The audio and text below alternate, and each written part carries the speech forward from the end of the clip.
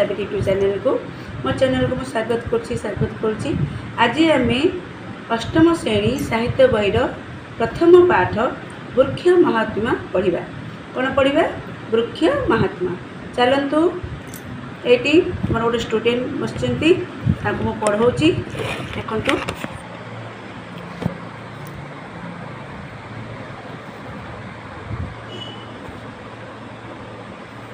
Student बसती। नमस्कार, good evening. Ayush चलो आम पढ़ा एवं 8th क्लास तुम अष्टम श्रेणी फर्स्ट चैप्टर वृक्ष महात्मा पढ़ा। चलो स्टार्ट करवा। Yes ma'am. चलो वृक्ष महात्मा आम पढ़ा। वृक्ष महात्मा फास्ट आम पढ़ा कवि परिचय है। कवि परिचय ए कवि होचंती किए? जगन्नाथ दास। किए? जगन्नाथ दास। कवि परिचय शुण। ओडिया साहित्य रे जगन्नाथ दास पंचदश शताब्दी शेषार्ध 16 शताब्दी प्रथमार्ध हेउचंती जने अमर स्रष्टा। जगन्नाथ दासंक ओडिया भागवत ओडिया जाति पाई एक श्रेष्ठ अवदान। भागवत ओडिया जातिर जातीय महाकाव्य। संस्कृत भाषा रचित श्रीमद् भागवत छाया रचित यही पुराण महाकाव्य रे कवि जगन्नाथ ओडिया सामाजिक जीवन को नहीं मौलिक विषय विन्यास करछंती। लोकप्रियता दृष्टि जगन्नाथ दासंक भागवत ओडिया घरे घरे आदृत। ओडिया भागवत व्यतीत जगन्नाथ दासंकर आउ केतेक जनाशुना रचना हेउची तुला भीणा, अर्थ कोइली, दारू ब्रह्म गीता और मुगुरुनी स्तुति इत्यादि। जगन्नाथ दास कौन लिखिछंती? जगन्नाथ दास ओडिया भागवत लिखिछंती। संस्कृत रे थिला ताको ओडिया रे अनुवाद करछंती। किए? जगन्नाथ दास। एई कवि परिचय आमर क्वेश्चन भी आसे है। ये कवि परिचय को बहुत बढ़िया से देखिबो। तापरे आमर जगन्नाथ दास आउ कौन कौन लिखिछंती? आउ कौन कौन रचना करछंती? तुला भीणा, आउ अर्थ कोइली, आउ दारू ब्रह्म गीता, मुर्गुणी स्थिति। एटी क्वेश्चन आसबो ओडिया भागवत जगन्नाथ दास आउ कौन कौन रचना करछंती सेटा हबो। ए भितर ऑप्शन एमती थिबो। एमसीक्यू आसिले से भितर गोटे थिबो दारू ब्रह्म गीता थिबो, मुर्गुणी स्तुति थिबो। जोटा थिबो ताकू राइट चिन्ह मारिबो हैला। ए आम कवि परिचय बहुत गुड़े क्वेश्चन आसे। आ ओडिया भागवत आम घरे घरे परिचित। समस्त आम घरे घरे पढ़ुचे ना नहीं? घरे घरे पढ़ुचे। भागवत टुंगी भी अच्छी करती। आ जो घरे छोट छुआ जन्म हेले 21 करती, वर्ष पूरण करती, से कौन करती? भागवत करती ना नहीं? घरे कीर्तन करती ना नहीं? देख प्रस्तुत पाठ्यांशटी जगन्नाथ दास ओडिया भागवतर 10म स्कंद गोपलीला अंतर्गत 23 अध्याय अणा जाइछि। ए जगन्नाथ दास ओडिया भागवत केते स्कंदर आसी? 10म स्कंदर आसी। कौन रचना है? गोपलीला रचना कराई। गोपलीलार वर्णना कराई। केते अध्याय आसी? 23 अध्याय अणा जाइछि। यही अनुसार कवि श्रीकृष्ण मुखरे वृक्ष महात्मा विषय वर्णना करिसंती। एठी क्वेश्चन आसीपारे वृक्ष महात्मा जो विषय कहा विषय वर्णना कराई? श्रीकृष्ण मुखरे बा मुहरे वृक्षर महात्मा विषय वर्णना कराई। वृक्षर महिमा विषय वर्णना कराई। वृक्ष केमती आम उपकार आसे, एत उपकार आसे सेटा वर्णना करछंती। किए? श्रीकृष्ण वर्णना करछंती। बुझी पारल? चलो।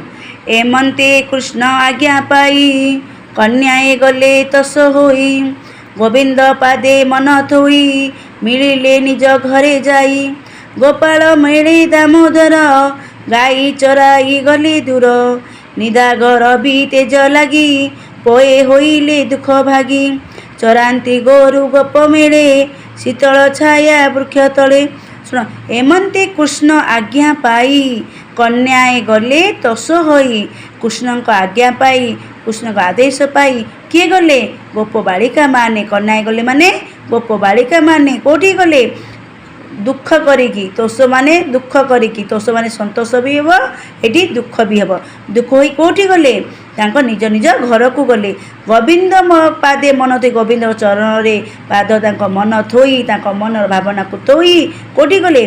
मिलिले निज घरे जाई। निज घरे जाई मिलिले, समस्त सांगरे भेट हेले मिलिले। से माने जो पर्यंत कृष्ण को आज्ञा पाई नथिले से पर्यंत ए गोप बालिका माने যাই নথিলে ତାଙ୍କ ନିଜ ଘରକୁ ହେଲା। ଯେତେବେଳେ ଶ୍ରୀକୃଷ୍ଣଙ୍କ ଆଜ୍ଞା ପାଇଲେ ସେମାନେ ତୋଷ ହୋଇ ଦୁଃଖ ହୋଇ ବା ସନ୍ତୋଷ ହୋଇ କିଏ ଦୁଃଖ ହୋଇ କିଏ ଖୁସି ହୋଇ କ'ଣ କଲେ ଗୋବିନ୍ଦ ଗୋବିନ୍ଦ ମାନେ ଶ୍ରୀକୃଷ୍ଣଙ୍କୁ ବୁଝାଏ ଗୋବିନ୍ଦଙ୍କ ପାଦରେ ବା ଚରଣରେ ତାଙ୍କ ମନ ଥୋଇ ମିଳିଲେ ନିଜ ଘରେ ଯାଇ ଗୋବିନ୍ଦଙ୍କ ପାଦରେ ତାଙ୍କ ଆତ୍ମା ଥୋଇ ଦେଇ କେଉଁଠି ଗଲେ ତାଙ୍କ ନିଜ ଘର ନିଜ ପରିବାର ଯାଇ ମିଳିଲେ। ଗୋପାଳ ମେଳେ ଦାମୋଦର ଗାଈ ଚରାଇ ଗଲେ ଦୂର। ଗୋପାଳ ଗୋ ବାଳକମାନଙ୍କ ସାଙ୍ଗେ ମିଳିମିଶି ଦାମୋଦର ଦାମ ଯୁକ୍ତ ଉଦର ଦାମୋଦର ଦାମୋଦର ତ ଦୌଡ଼ି ଦାମୋଦର କହିଲେ ଆମେ ଶ୍ରୀକୃଷ୍ଣକୁ ବୁଝେଇଥାଉ। ଦାମୋଦର କ'ଣ ପାଇଁ କୁହାଯାଇଛି ଏଠି ଯେତେବେଳେ ଶ୍ରୀକୃଷ୍ଣ ଦୁଷ୍ଟ ଥିଲେ ସେଥିରେ ମା ଯଶୋଦା କ'ଣ କଲେ ତାଙ୍କୁ ଦୌଡ଼ିରେ ତାଙ୍କ ଉଦର ଏ ପେଟରେ ବାନ୍ଧି ଦେଇଥିଲେ ସେତେବେଳେ ସେ ତାକୁ ଦୌଡ଼ି ବୋଲି କହନ୍ତି ଉଦର ଦାମୋଦର ଦାମ ଯୁକ୍ତ ଉଦର। ଗାଈ ଚରାଇ ଗଲେ ଦୂରେ ଗୋ ବାଳକମାନଙ୍କ ସାଙ୍ଗେ ମିଶି ଆମ ଶ୍ରୀକୃଷ୍ଣ କ'ଣ କଲେ ଗାଈ ଚରାଇ ଗଲେ ବନକୁ ଗାଈ ଚରାଇ ଗଲେ। ନିଦାଗ ମାନେ ଗ୍ରୀଷ୍ମ ଋତୁ ଯେଉଁ ଗରମ ଦିନ ଆସେ ହେଲା ଏବେ ଆମ ଗରମ ଦିନ ଚାଲିଛି ହେଲା ଜ୍ୟେଷ୍ଠ ମାସ ଚାଲିଛି ଗରମ ହେଲା। ନିଦାଗ ରବି ତେଜ କରି ଯେଉଁ ଗ୍ରୀଷ୍ମ ଦିନେ ରବିଙ୍କ ସୂର୍ଯ୍ୟଙ୍କ କିରଣ ପ୍ରଖର ଥାଏ ନା ନାହିଁ ହେଲା। ପଏ ବୋଇଲେ ଦୁଃଖ ଭାଗି ସମସ୍ତେ ଦୁଃଖ ହୋଇଲେ ଦୁଃଖ ଭାଗି ଚରାନ୍ତି ଗୋରୁ ଗପ ମେଳେ ଶୀତଳ ଛାୟା ବୃକ୍ଷ ତଳେ। ଏଇଠି ପଏର ଅର୍ଥ ଦେଇଛି ଗୋ ବାଳକମାନେ ପଏ ଅର୍ଥ ଗୋ ବାଳକମାନେ ଏଠି ଲେଖା ଶ୍ରୀକୃଷ୍ଣ ସହିତ ଗୋଚାରଣ କରୁଥିବା ପୁଅମାନେ ବା ଗୋ ବାଳକମାନେ। ଗୋବିନ୍ଦ ତ ଶ୍ରୀକୃଷ୍ଣ ଏକ ନାମ ଦାମୋଦର ତ ଲେଖାଇଛି ଦାମ ଯୁକ୍ତ ଉଦର ଦାମୋଦର ଦାମ ଶବ୍ଦର ଅର୍ଥ ହେଉଛି ଦୌଡ଼ି। ପିଲାଦିନେ ଅମାନ୍ୟା ଶ୍ରୀକୃଷ୍ଣଙ୍କୁ ମାତା ଯଶୋଦା ଥରେ ଦୌଡ଼ିରେ ବାନ୍ଧିଥିଲେ ଓ ଶ୍ରୀକୃଷ୍ଣଙ୍କ ଶରୀରରେ ସେହି ଦୌଡ଼ିର ଯେଉଁ ଚିହ୍ନ ରହିଯାଇଥିଲା ସେହି କାରଣରୁ ଶ୍ରୀକୃଷ୍ଣ ଗୋଟିଏ ନାମ ହେଉଛି ଦାମୋଦର। ଏଇଠି କ୍ୱେଶ୍ଚିନ୍ ଆସିବ କ୍ୱେଶ୍ଚିନ୍ କ'ଣ ଆସିବ ପ୍ରଶ୍ନ କ'ଣ ଆସିବ ଦାମୋଦର ଅର୍ଥ କହିଲେ କ'ଣ ବୁଝ ଦାମୋଦର ଅର୍ଥ କହିଲେ ଶ୍ରୀକୃଷ୍ଣଙ୍କ ଅନ୍ୟ ନାମକୁ ବୁଝାଏ। ନିଦାଗ ଅର୍ଥ ଗ୍ରୀଷ୍ମକାଳ କହିଥିଲି ପରେ ମାନେ ପର ପାଇଁ ବା ଅନ୍ୟ ପାଇଁ ପଏ ମାନେ ଗୋପ ବାଳକମାନେ ହେଲା ବ୍ୟବହାର ମାନେ ବ୍ୟବହାର। ଗୋ ବାଳକମାନେ ହୋଇଲେ ଦୁଃଖ ଭାଗି ଯେଉଁ ସୂର୍ଯ୍ୟଙ୍କ ପ୍ରଖର କିରଣରେ ଗୋ ବାଳକମାନେ ବହୁତ ଦୁଃଖ ପାଇଲେ ହେଲା। ଚରାନ୍ତି ଗୋରୁ ଗୋପ ମେଳେ ସମସ୍ତେ ମିଶି ଗୋରୁ ଚରାଉଥିଲେ ଗାଈ କାମଧେନୁକୁ ଚରାଉଥିଲେ ଶୀତଳ ଛାୟା ବୃକ୍ଷ ଦେଇ ଚରାନ୍ତି ଗୋରୁ ଗୋପ ମେଳେ ଶୀତଳ ଛାୟା ବୃକ୍ଷ ନେଇ ତାପରେ ଶ୍ରୀକୃଷ୍ଣ କହିଲେ ଚାଲ ସେ ଶୀତଳ ଛାୟାକୁ ଯିବା ହେଲା ସେଇ ବୃକ୍ଷ ଗଛ ତଳକୁ ଆମେ ଯିବା ଯେଉଁଟା ନଦୀ କୂଳରେ ଅଛି ଯମୁନା ନଦୀ କୂଳ ପାଖରେ ଅଛି ସେଇଠିକୁ ଯିବା ବୋଲି କହିଲେ। ବୃକ୍ଷକୁ ଚାହିଁ ଦାମୋଦର ବୋଲନ୍ତି ଗୋପଙ୍କ ଆଗର ହେ ସ୍ତୋକ କୃଷ୍ଣ ମିତ ମୋର ଶ୍ରୀଦାମ ଅର୍ଜୁନ ସୁବଳ ଅଂଶୁ ବିଶାଳ ଦେବପ୍ରସ୍ଥ ଦେଖ ହେ ବୃକ୍ଷଙ୍କ ମହତ୍ଵ ପରେ କରନ୍ତି ଉପକାର ସୁଜନ ପ୍ରାଣୀଙ୍କ ବ୍ୟବହାର ଶୀତଳ ବରଷା ଘର୍ମ ଦୁଃଖ।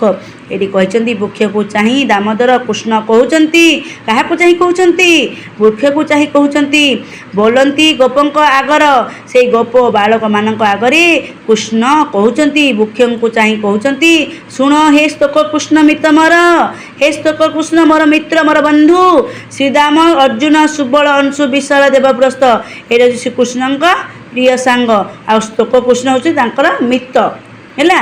ଶ୍ରୀଦାମ ଅର୍ଜୁନ ସୁବଳ ଅଂଶୁ ବିଶାଳ ଦେବପ୍ରସ୍ଥ ତମେ ମାନେ ସବୁ ଶୁଣ ଦେଖ ଏ ବୃକ୍ଷଙ୍କ ମହତ୍ଵ ଦେଖ ଏ ବୃକ୍ଷର ମହିମା ଦେଖ ଏ ବୃକ୍ଷର ମହତ୍ଵ ଦେଖ ପରେ କରନ୍ତି ଉପକାର ସେମାନେ କେତେ ଉପକାର କରନ୍ତି ଶୁଣ ଦେଖ ମୁଁ କହୁଛି ହେଲା। ସୂଜନ ପାଣିଙ୍କ ବ୍ୟବହାର ଶୀତ ବରଷା ଘର୍ମ ଦୁଃଖ ସୂଜନ ପାଣି ଭଦ୍ର ବ୍ୟକ୍ତିମାନଙ୍କ ହେଲା ସୂଜନ ପ୍ରାଣୀ ମାନେ ଭଦ୍ର ବ୍ୟକ୍ତିମାନଙ୍କ ବ୍ୟବହାର ମାନେ ବ୍ୟବହାର ତାଙ୍କ ବ୍ୟବହାର ଶୁଣ ଶୀତ ବରଷା ଘର୍ମ ଦୁଃଖ ଶୀତ ବରଷା ଗ୍ରୀଷ୍ମ ଋତୁ ଦୁଃଖରେ କ'ଣ ସହି ଦୁଃଖ କଷ୍ଟ ସହି ଆମ୍ଭଙ୍କୁ ଦିଅନ୍ତି ସୁଖ ଆମ୍ଭକୁ ମାନେ ଆମମାନଙ୍କୁ ଦିଅନ୍ତି ମାନେ ଦିଅନ୍ତି ସୁଖ ଶୀତ ବର୍ଷା ଖରା ଯେତେ ଆସୁ ସବୁ ସହି ଆମକୁ ଦେଇଥାନ୍ତି ସୁଖ।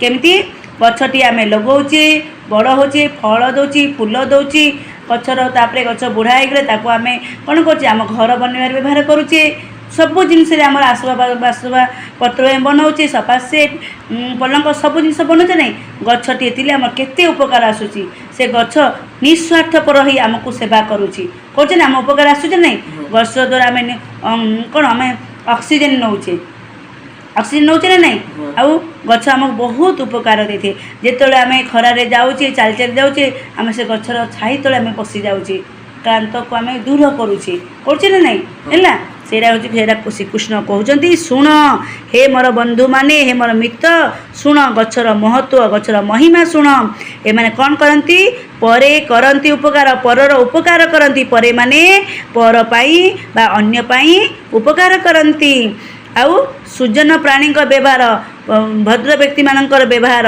जेमिति शीत वर्षा गर्म दुख सही आमको दियंती सुख धन्य जीवन यहाँ धन्य जीवन यहाँ बोली कृष्ण कहते धन्य एम जीवन धन्य जीवन एम जीविका होती प्राणीकर है जीविका होती प्राणीकर सुजन घरे जेने जाई अतिथि निराश न होई कहती एमाने एमाने आमर जीविका होता आम प्राणी मानकर आम आम मानकर नहीं आमर पशु पक्षी कीट पद समस्त माने प्राणी होता जीविका होता प्राणीकर है आम गाई को घास दौचे तब छेली मैंने भी खाऊँ पत्र पत्र सब खाऊँ समस्त उपकार से आसी था सुजन घरे जेने जाई जेते आम भद्र व्यक्ति मान घर को जाऊ भद्र लोक मान घर को जाऊ जेने माने जाई जेने जेपरी जाई है अतिथि निराश न हुए अतिथि के निराश हुए भद्र लोक मान घर को गले भद्र व्यक्ति मान घर को गले जिते अतिथि निराश न हुंती पत्र कुसुम फल छाई मूल बकल दारू नहीं खार अंगार भस्म अठा गृह को साजी बाड़ कंटा ये कहते जमी निराश न हुंती भद्र व्यक्ति माने सुजन घर मान को गले सेमिति ये पत्र कुसुम फल छाई आम केते दौची देख मूल दौची बकल दौची दारू दौची देई खार दौची पत्र को आम पोड़े दे खार होचे से खार को आम व्यवहार करचे तब काठ जले अंगार को व्यवहार करुचे कोयला भाव व्यवहार करुचे तापरे भस्म तापरे अठा से गछर अठा तापरे गृह को साजी बाड़ कंटा आम जो बगीचा कर बाउंड्री दौचे आम कंटारी दौचे ना नहीं सेटा गृह को साजे कंटा गला एते प्रकार सेवा करी केते एते प्रकार से आमर सेवा करुची किए वृक्ष आमर सेवा करुची नित्य ए पर उपकारी नीति दिन निरंतर नित्य दिन प्रतिदिन ए पर उपकारी ए पर से उपकारी करुची एहा प्रायंक जेबे होई संसार मध्य देहे बही एहा प्राणी मानक जेबे हेबो यहाँ प्राय जेबे होई संसार मध्य देह बही एमिति जे उपकार करे से संसार रे कौन हुए सुख शांति रे रहे है मन वचन धन्य करी जे हुए पर उपकारी मन वचन जी धन्य करे वचन रे दरिद्रता हेनी मन मन को सफा कर रख वचन रे बहुत भल वचन कह हुए पर उपकारी बोली कहते है कौन कहते यहाँ प्राय जेबे हो जदि गछ मान भाई आम मनीष मैंने निस्वार्थपर भाव आम सेवा करवा आम मन वचन को धन को धरिक संयम कर रखा जहाँ को जमी कहवा कथा भल कथा कहवा मधुर कथा कहवा से हुए पर उपकारी से माने कौन होती पर उपकारी हुंती दिन हरती से जी हुए पर उपकारी दिन हरती दुखे सुखे से माने प्रतिदिन सुख दुखरे हरती जीवन में केवे दुख आसी न थाए है सुख ही सुख आसी थे कहीं से माने पर उपकार करती भल भल कथा कहती अमृत वचन कहती आउ निस्वार्थ भाव पर उपकार करते दिन सुख दुखरे कटि थाए बहुत खुशी रे आनंद रे करते शांत रे कटि थाए है सेटा कवि कहते ये से धन्य यह परलोके से धन्य हो जाए परलोक रे है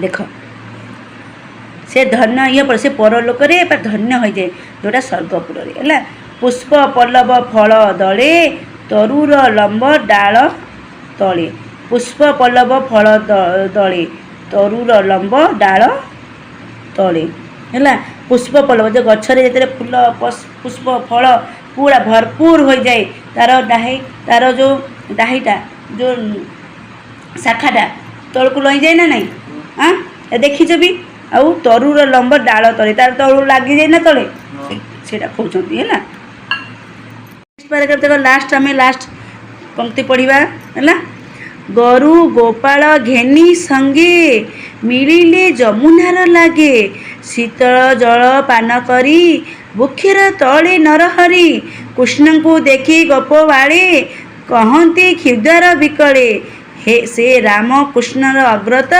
नमई दास जगन्नाथ कहते कवि कहते गोरु गोपाल घेनी संगे मिलिले जमुनार लागे गोरु गोपाल धरी सांगरे धरी कोठी मिलिले जमुनार कूलरे जमुनार लागे निकटरे मिलिले किए से गो बालक माने कृष्ण जो वन को जाइए चरियापाई सेठी जाई मिलिले कोठी जमुना नदी कूलरे निकटरे जाई मिलिले समस्ते शीतल जल पान करी वृक्षर तले नरहरी शीतल जल पान करी जे जमुना नदी कूलर शीतल ठंडा पानी कौन कले पान कले पीले कहीं से खरारे पूरा क्लांत हो जाइए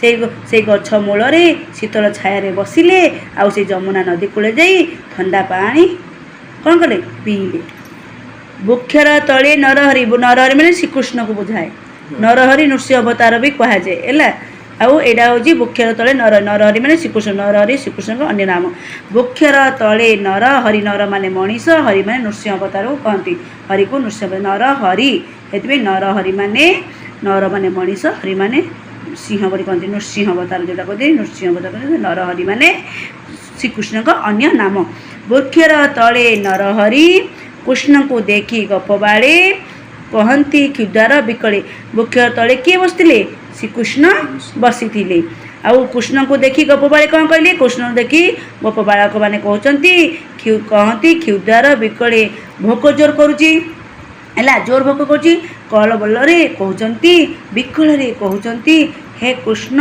आमको भोक लगुच आम क्षुदारे आम क्षुदा अच्छु आमको जोर भोक लगुच हे राम कृष्ण अग्रत नमई दास जगन्नाथ कहते हे राम कृष्ण अग्रत है नमई दास जगन्नाथ कहते कृष्ण को देखी गप बाड़े कहती क्षुदार बिकले हे कृष्ण हे श्रीकृष्ण आम सखा गप बालक मैंने कहते देखी कहते आमको बहुत भोक लगुच क्षुदार बिकल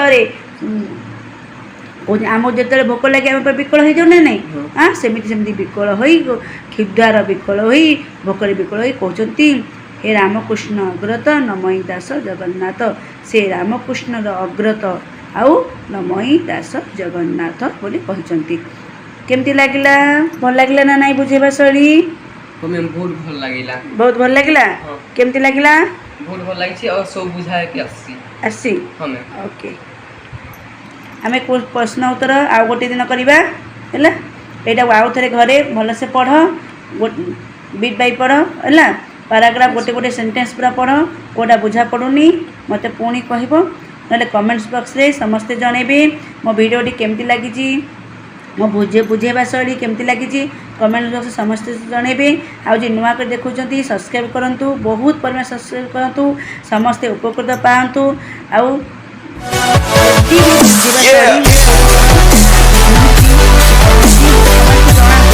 सुधारी आहरी भल कर आनी बहुत बहुत धन्यवाद थैंक यू सो मच नमस्कार।